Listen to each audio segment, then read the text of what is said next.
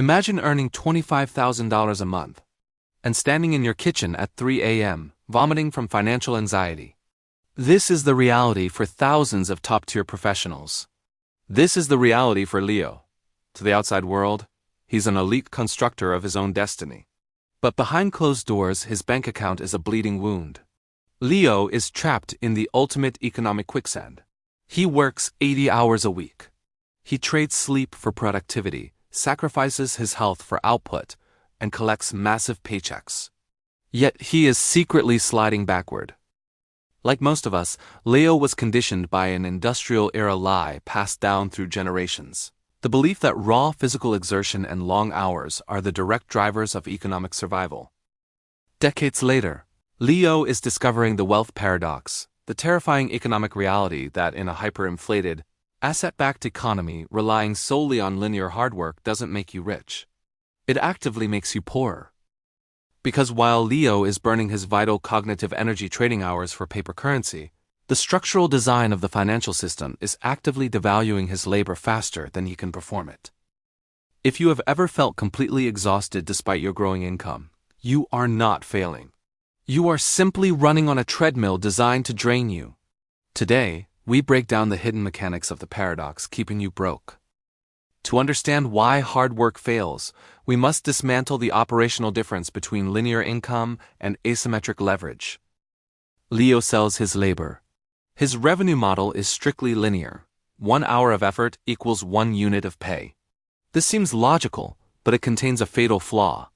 Labor is a finite resource capped by the 24 hours in a day and the limits of human biology. While Leo's ability to work is strictly capped, the supply of fiat currency is fundamentally infinite. When central banks expand the money supply, the newly created liquidity bypasses the labor market entirely and flows directly into scarce, hard assets. This structural asymmetry creates a devastating phenomenon. While Leo's nominal wage might increase by 5% through grueling promotions, the price of the real estate, equities, and assets required for true financial autonomy increases by 20%. By saving his surplus currency in a stagnant account, Leo is playing a rigged game. His physical energy is being systematically converted into paper money that depreciates daily. In short, he is working harder to acquire an instrument that is losing value. This leads us to the second pillar of the wealth paradox, the severe misallocation of personal leverage. Because Leo believes hard work is the solution, his default reaction to financial stress is always, I need to take on more clients, bill more hours, or find a higher-paying job. But wealth is never built by multiplying effort. It is built by multiplying leverage. The ultra-wealthy do not look for higher wages. They look for asymmetric equity systems, products, or investments that decouple input from output. Deconstructing these deeply ingrained economic illusions requires a structured, continuous baseline of financial literacy. If you are starting to see the invisible traps in your own career or lifestyle, please take a brief moment to like and share this video right now. Beyond systemic economics, there is a hidden behavioral cost to extreme hard work that drains your wallet through lifestyle friction. When Leo works 80 hours a week, his domestic bandwidth drops to zero. Because he has no time, his brain forces him to purchase convenience at a massive premium. He buys outsourced food, premium transit, and expensive quick fixes just to sustain his exhausting pace. This behavioral taxation is fiercely protected by the Dunning-Kruger effect.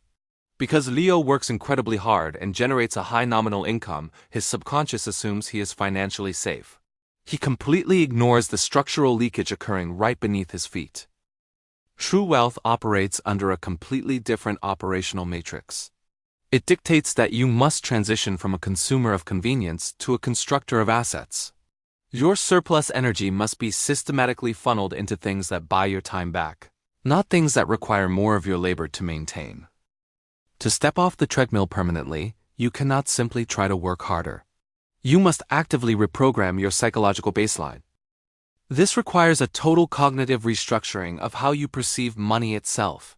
You must shift your definition of capital entirely. You must train your mind to stop viewing currency as a tool for short-term consumption or as a quick fix for emotional validation. Instead, you must begin to view currency as raw economic energy, compressed time and human effort, held in the palm of your hand.